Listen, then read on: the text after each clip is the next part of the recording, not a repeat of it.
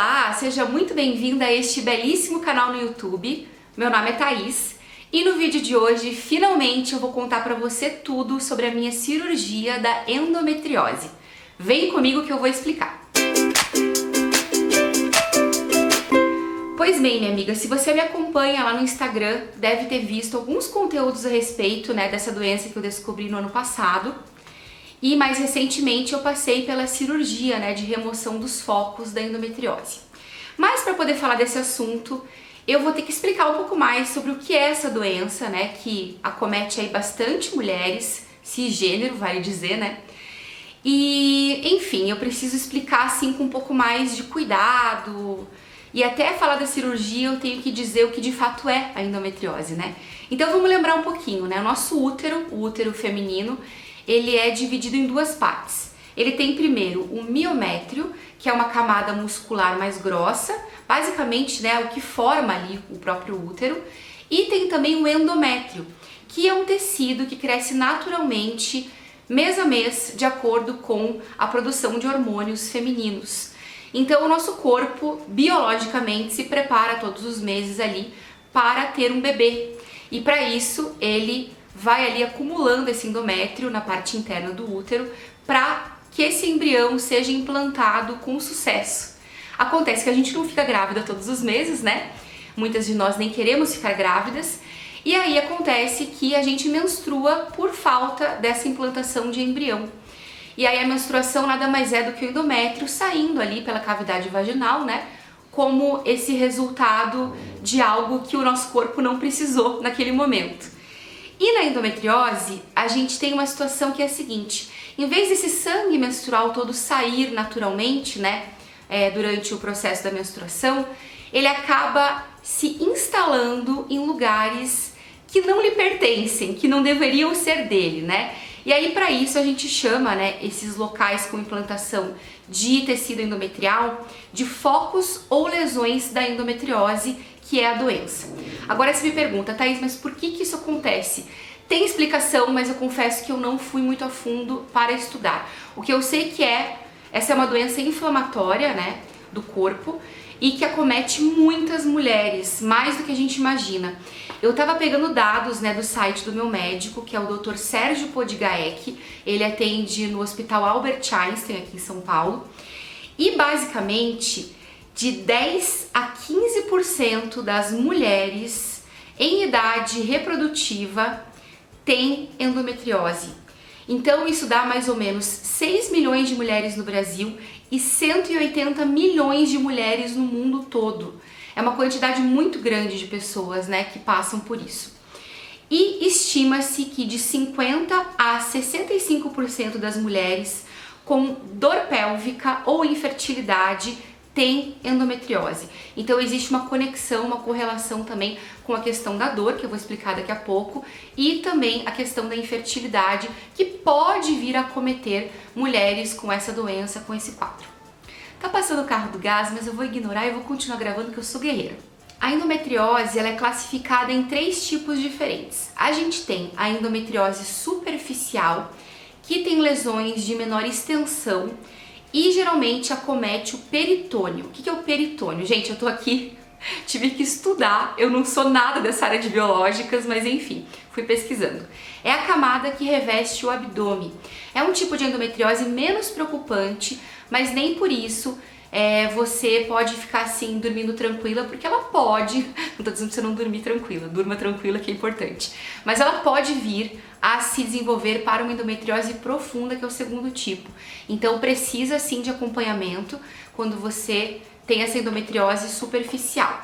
A endometriose profunda, que é uma das mais faladas, ela se caracteriza, por lesões mais extensas e também acomete locais além do peritônio, Você pode ter endometriose atrás do seu colo uterino, na sua vagina, o que causa dores, por exemplo, na hora de ter relações sexuais, entre o reto e a vagina, no seu intestino, na sua bexiga e nos seus ureteres, que são aquele caninho, que leva ali o xixi dos rins até a bexiga. Então ela se instala nessa região pélvica em geral, A incidência da doença é muito maior neste local. E também nós temos a endometriose ovariana, que é chamada também de endometrioma, que é um tipo de endometriose que eu tenho. Na verdade, a minha história com endometriose começou no ano passado, quando eu senti uma cólica muito forte, vinda especialmente do meu ovário esquerdo. E a gente meio que sabe ler o nosso corpo, a gente sabe de onde está vindo a dor. Eu pelo menos sei diferenciar quando é uma dor do meu útero, uma dor do meu ovário, uma dor assim de cólica tradicional, mesmo intestinal. Enfim, a gente tem como ler isso, né? E isso me levou pela primeira vez à médica. Eu fui numa médica em Curitiba, pelo meu plano de saúde, e lá ela falou, olha Thaís, pode ser apenas um cisto que vai ser reabsorvido pelo teu corpo, ou pode ser realmente um endometrioma, o que é uma característica aí da endometriose, por isso precisaremos investigar. A partir disso é que eu comecei a fazer os exames e também me preparar aí para entender um pouco melhor o que é essa doença. Em termos de sintomas, né, que é uma questão aí bem interessante quando a gente fala da endometriose, porque tem mulheres com endometriose que não apresentam sintomas. Então, isso é uma característica de uma doença também um pouco silenciosa, que não se manifesta necessariamente através de sintomas. Mas, geralmente, quem tem os sintomas, muitas vezes tem dificuldade também para conseguir um bom diagnóstico. Infelizmente, ainda é uma doença diagnosticada mal no Brasil, às vezes em menor escala do que de fato ela tem, ou às vezes não é diagnosticada. E, enfim, muitos dos sintomas também da endometriose pode ser de outras coisas, né? Outras questões aí do aparelho reprodutor feminino, né? Mas basicamente, quais são os principais sintomas da endometriose? Cólica. Cólica durante a menstruação. A gente é educada a achar que a cólica é uma coisa que é normal, que tá tudo bem ter cólica. Uma cólicazinha ou outra até vai, mas aquela cólica que você não consegue levantar da cama, que você sente uma dor absurda, que não te permite trabalhar, fazer nada. Isso aí é um ponto de atenção. E infelizmente eu sofri com cólicas muito fortes desde que eu fiquei menstruada, com 13 anos de idade. Eu sofria cólicas muito ruins, nunca tive que parar no hospital, mas já me aconteceu, por exemplo, de ter umas cólicas também de tipo quase desmaiar, de estar na rua e ver tudo ficando branco assim. Então já tinha me ocorrido, mas eu não tinha feito essa investigação mais profunda para entender qual poderia ser a causa disso, né? Aí a gente tem também a dor pélvica crônica ou acíclica, que é um outro sintoma que eu tinha também. A minha bandeira vermelha apareceu quando eu parei de ter cólicas só no período menstrual e passei a ter aquela dor que eu relatei no meu ovário esquerdo, né? Foi muito intensa e tive ao longo do caminho várias, algumas inclusive de ter que chamar o SAMU para me atender em casa porque eu não conseguia nem levantar. Eu tive que ficar tipo no chão do banheiro, estatelada, porque eu tentei tomar um banho para relaxar um pouco as dores e não conseguia nem levantar. Então é uma coisa horrorosa que ninguém merece. Mas quando eles falam, né, de cólica, aliás, de dor pélvica crônica, é aquela que tá sempre acontecendo repetidamente, né? E além de tudo, a acíclica é aquela que tá ali fora do seu período menstrual. E sim, as minhas cólicas também aconteciam fora desse período, o que é mais importante de se observar. Outro sintoma importante, né? A dor no fundo da vagina durante a relação sexual. Então, se você tá sentindo dor, fica esperta. Às vezes pode ser uma outra questão, né? Uma vaginose, acho que é vaginose que é o nome daquela doença que você tem dificuldade para relaxar o músculo, não sei. Talvez esteja falando errado, não tenho certeza. Outra questão, a infertilidade, quando você, dentro de um critério médico, não está conseguindo engravidar com tanto de tentativas e um processo específico, também pode ser um sintoma. E para fechar, a gente também tem a questão ali dos sintomas intestinais e urinários. Então, dor ao evacuar, ao fazer xixi e, às vezes, sangramento durante esse processo, esse acontecimento. Vamos supor que você tem um ou mais sintomas como esse que eu acabei de relatar e tá ali com a pulguinha atrás da orelha em relação à endometriose. Primeiro, procure um profissional da área da saúde, especificamente um médico ginecologista. Isso é muito importante para que ele possa avaliar teu caso e observar ali quais são as questões que você precisa fazer adiante, né, como exames e tudo mais, para mapear, entender o que está acontecendo ali com você. Às vezes, como eu disse, a endometriose tem sintomas muito parecidos com o de outras questões, né, de outras doenças. Então é importante mesmo que tenha alguém que vá te dar ali uma primeira luz a respeito desse assunto.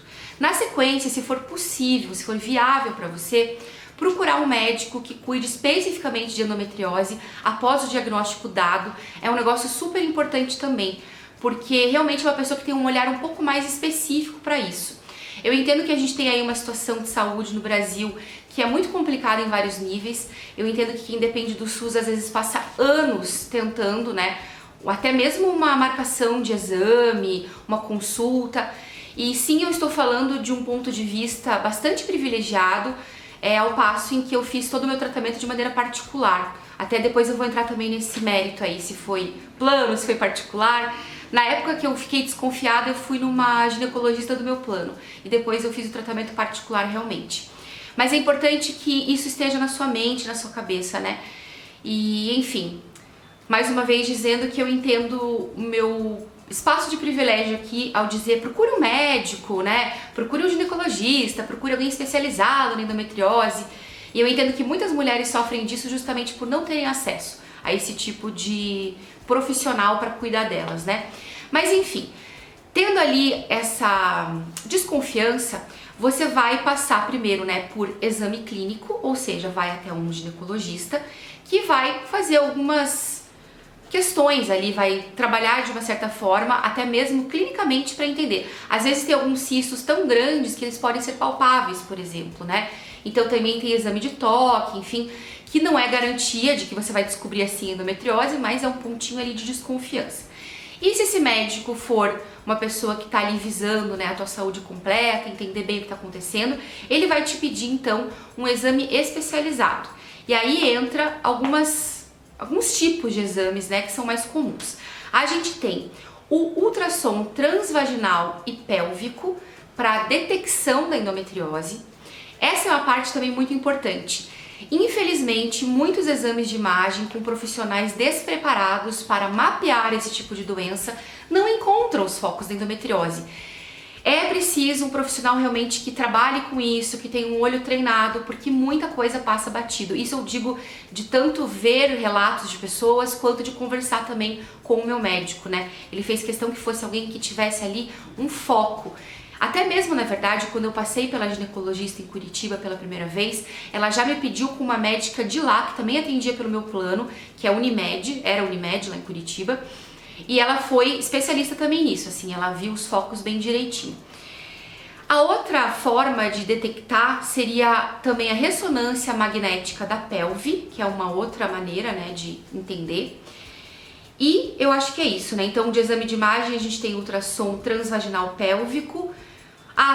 Tem ultrassom transretal também, no caso de uma desconfiança ali da endometriose que atinge a parte do reto. Aí isso é mais específico de acordo com as queixas e os sintomas apresentados ali pela paciente. Feito o exame, leva lá no médico, ele vai observar o que está acontecendo e aí ele vai te propor um tratamento clínico que, em primeiro lugar, se o teu caso não for tão agravado, né, você vai basicamente fazer ali um controle da dor com analgésicos e um controle também hormonal, né, que é basicamente tomar ou anticoncepcional, que é um combinado ali de progesterona com outros hormônios, ou apenas um tratamento de progesterona, que é para interromper a menstruação, para que você não menstrue mais, ou então outras formas, né? Pode ser também, um DIU com hormônio, uma injeção, uma coisa transdérmica, né? Um PET transdérmico, enfim, algo que coloque ali os hormônios. A premissa, né, que se parte para endometriose é de que se você não menstrua, você não forma aquele ciclo todo de colocar lá, de fazer as camadinhas do endométrio ali dentro do seu útero, e aí nessa função ele acaba não vazando, entre aspas, para outros lugares. Então a interrupção da menstruação é um dos métodos mais usados na medicina. Talvez existam outras formas mais holísticas, não sei se eu posso dizer assim, mas diferentes, né, da medicina tradicional, mas o que eu conheço, o que eu tô falando aqui é sobre essa medicina mais alopática mesmo, né? Então é basicamente isso. O que eu fiz quando eu, depois da minha médica, né, de Curitiba, vim para São Paulo e quis buscar um tratamento aqui, foi conversar bastante com o Dr. Sérgio Podigaek, e ele primeiro, né, em função do meu quadro, me passar realmente o Dienogest, que é um tipo de progesterona que eu tomava de forma contínua e não interrompia nunca a cartela. Dessa forma, eu não menstruava, mas eu tinha vários escapes da menstruação. Isso pode acontecer se você toma a progesterona. E eu continuava tendo cólica. Então, realmente foi um processo difícil, porque eu achei que com o tratamento clínico eu ia ficar bem, mas eu continuava com os mesmos sintomas e ainda com aquela mini menstruação, né? Menstruação de mentirinha acontecendo de vez em quando com esses escapes. E aí eu voltei lá, né? O meu processo foi assim, então, vou colocar uma linha do tempo pra você. Primeiro em março, mais ou menos, eu desconfiei que tinha alguma coisa errada comigo. Fui até a gineco de Curitiba, depois fiz os exames, né, corretos, levei pra ela e ela me disse que era endometriose. A partir disso eu decidi transferi meu tratamento para São Paulo, encontrei o Dr. Sérgio, que foi indicado por uma amiga minha que fez cirurgia com ele, inclusive. Ele é especialista em endometriose, é professor da USP, é pesquisador, enfim, é um cara que entende bastante, né? E aí transferi esse tratamento no particular com ele, né? Porque ainda não tenho plano de saúde em São Paulo. E mesmo que tivesse, eu não sei se ele atende por plano, acho que são planos muito específicos, enfim, e acabei então fazendo no particular. A partir disso eu refiz o mapeamento com um médico que ele achava mais de confiança, porque era alguém que ele conhecia, e aí diagnosticou ali a endometriose profunda, é o tipo que eu tenho, e também o endometrioma, que é o cisto no ovário. E para isso fiquei nesse tratamento clínico mais ou menos de maio do ano passado até esse ano, né? Até agora há pouco. Fiz a minha cirurgia agora em outubro. E tomei 2 tipos de progesterona, né? De marcas diferentes, e nenhuma das duas realmente surtiu o efeito desejado de melhorar um pouco esses sintomas clínicos. Foi então que, depois de ter tido um processo muito complicado, né? De dores, que eu voltei lá. Foi logo depois do incidente do SAMU, eu refiz meu mapeamento da endometriose, porque tem que ser feito pelo menos uma vez por ano, ali dependendo do caso. E realmente ele observou que os meus focos aumentaram, meus focos estavam em outros lugares ou de forma maior, e ele me indicou então a cirurgia sobre a qual eu vou falar na sequência. A cirurgia da endometriose é indicada para casos muito avançados, ou para casos que no controle clínico acabaram se mostrando ali um pouquinho mais velozes, digamos, né? Eu nesse 1 ano tive uma evolução do meu quadro, né? Não só pelas questões clínicas, pelas minhas queixas, mas também pelo exame que eu faço uma vez por ano para controlar o andamento da doença. Então o Dr. Sérgio achou que era melhor que eu fizesse a cirurgia para não sentar e esperar essa endometriose ficar aumentando cada vez mais. Basicamente, né, ela é feita por videolaparoscopia. Então são feitas 3 incisões, em geral, na barriga. Eu tive 4 incisões, não sei porquê, mas acho que alguma questão ali na hora de me operar ou da posição, né, dos meus focos. E então se introduz uma cânula, enfim, com uma câmera que vai filmar lá dentro, e aí o médico consegue também ir pinçando, removendo esses focos da endometriose através ali do vídeo. É uma cirurgia minimamente invasiva e o pós-operatório, pré-operatório eu vou contar daqui a pouquinho. Mas acho que assim, em geral é isso que é feito, né? Em alguns casos muito avançados, especialmente na questão ali do intestino, pode ser removido um pedaço do órgão, mas isso o médico vai te dizer antes, né? Não, tá muito agravado, a gente vai precisar fazer X ou Y. Enfim, a estratégia da cirurgia é toda discutida com o médico antes disso acontecer.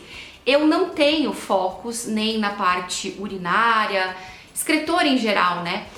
E os meus são todos realmente concentrados na região do aparelho reprodutor, dos órgãos reprodutores. Então, tinha ali na parte dos ovários, fora do útero, e isso tudo já era suficiente para me dar bastante dor, né? Então, era um caso que, segundo o Dr. Sérgio, não era assim, meu Deus, muito avançado, mas já era suficientemente preocupante em relação às queixas que eu tinha clínicas mesmo. Quando entrou a questão da cirurgia, né, o Dr. Sérgio me pediu alguns exames pré-operatórios que me perguntaram lá no Insta, então eu vou contar quais são, que foram hemograma completo, coagulograma, glicemia, ureia, creatinina, tá certo, sódio, potássio, sorologias para hepatite B, C e HIV, urina 1, urocultura e ECG, que é eletrocardiograma. Eu sou ótima, né, nessa área, como você pode observar, né? Mas enfim, foram feitos esses exames antes, né? Teve consulta com ele e tudo mais. E aí no dia da cirurgia foi assim, eu cheguei lá no hospital, contando aí minha experiência com o Hospital Albert Einstein, que é onde ele atende, tá? Cheguei de manhã, às 6 da manhã, fiquei até às 8 já numa salinha, conversei com o anestesista, troquei ideia sobre como é que as coisas iam ser, enfim.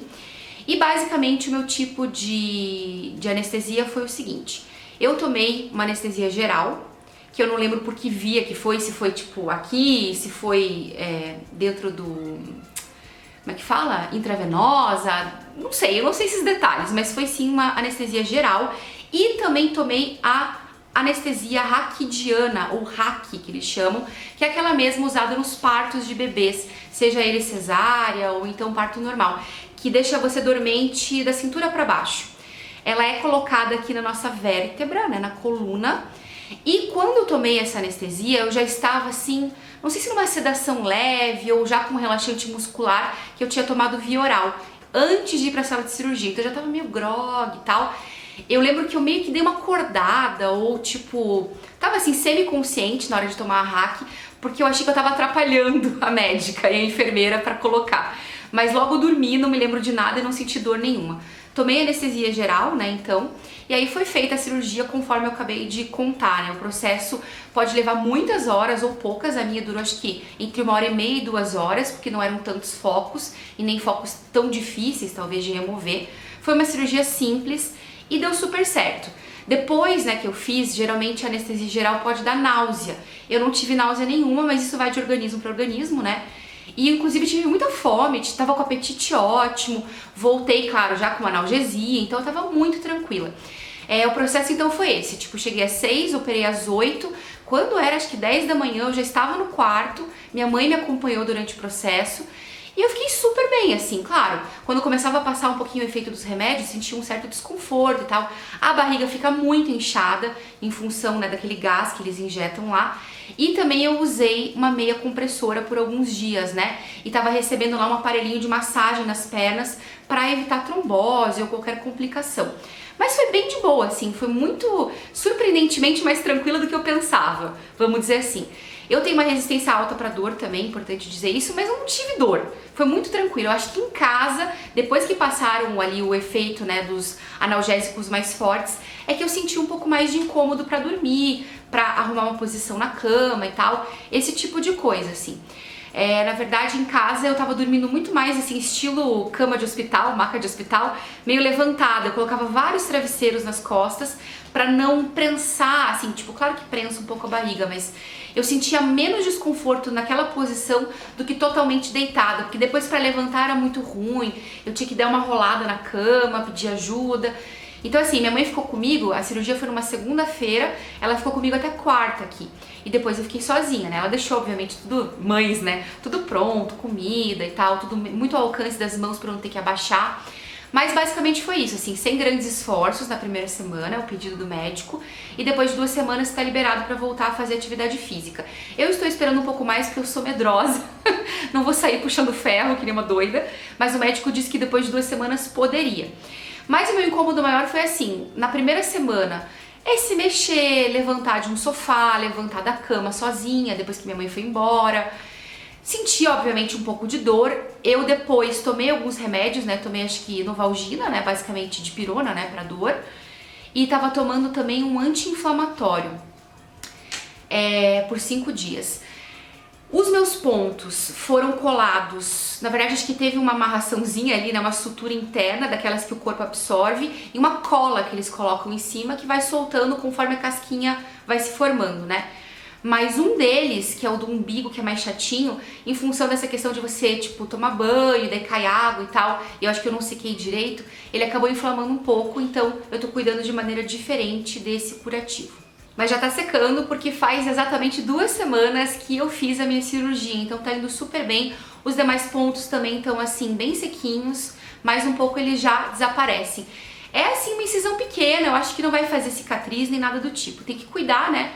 Mas enfim, acho que não vai acontecer nada.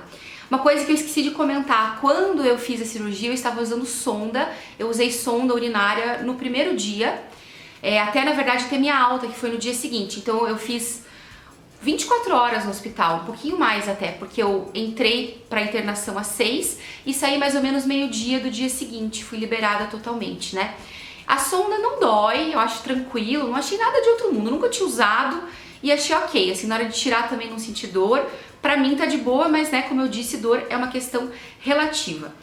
E aí uma pergunta também que foi feita lá no Instagram é: ah, beleza, você fez a cirurgia da endometriose, você curou a tua endometriose? Não, infelizmente não. Por isso o tratamento clínico da interrupção da menstruação ainda é uma via para ser feita nesse pós-operatório para continuar barrando a evolução da doença.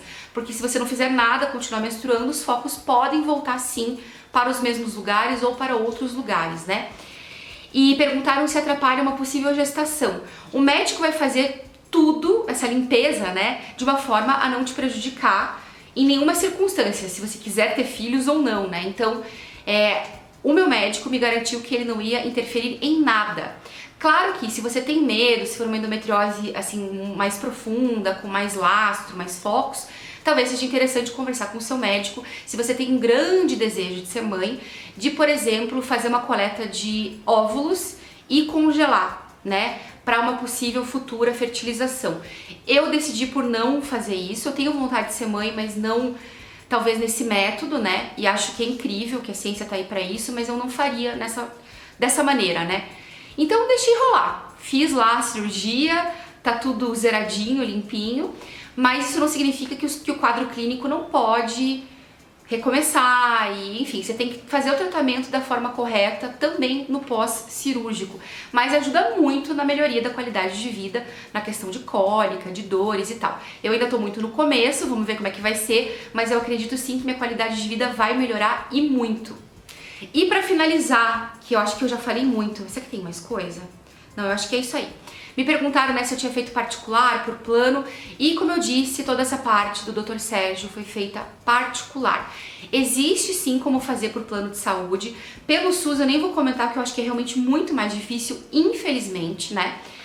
Mas eu acabei pagando por tudo isso. Então, assim, eu vou falar valores, lembrando que esse processo todo foi, assim, com muita ajuda dos meus pais, emocional, financeira também, e que sim, eu sou privilegiada por isso, tá? Acho que é muito importante lembrar, porque eu entendo que não é tão simples assim, tão mágico e maravilhoso, né? Pra muita gente. Basicamente, a cirurgia, a parte acho que de internação, custou 21 mil reais. Facada total. E é no Einstein, né? Ele até atende, acho que em outros lugares, se você tiver o plano em determinados hospitais. Mas tem que ver isso direitinho também. Eu acabei fazendo no Einstein porque ficou mais barato do que fazer fora. E a parte toda de instrumentador, enfermeira, anestesista e os honorários do meu médico foram 24 mil reais. E cada consulta com ele acho que custa R$1.000, se eu não me engano. Então é tudo uma dinheirama sem fim, mas ao menos deu tudo certo, eu acabei fazendo o que era necessário e tô muito feliz, né, com a minha decisão, porque foi muito mais tranquilo do que eu pensava. E é isso, assim, esse é o meu relato, essa é a minha experiência. Vou deixar os contatos do Dr. Sérgio aqui embaixo pra vocês. E vamos ver aí sobre o futuro, né? Eu tô estudando também outras formas de tratamento pós-cirúrgico e volto com novidades se eu sentir que tenho algo de relevante para compartilhar. Mas eu espero muito ter tranquilizado o coração de vocês e, enfim, trazido aqui minha experiência mesmo, de alguém que passou por isso e está bem, tô me sentindo bem, tenho muita fé no futuro. E entendo também que a endometriose pode ser controlada, né, de outras formas complementares. Não vão ser aquilo que vai frear a doença, mas pode ajudar, né? Desinflamar o corpo, me alimentar bem, praticar exercício, tentar não me estressar, esse tipo de coisa que também influencia. Mas é isso, espero que você tenha gostado, foi um vídeo longo, mas eu espero que tenha sido muito esclarecedor aí pra muita gente. Um super beijo e a gente se vê no meu próximo vídeo na semana que vem.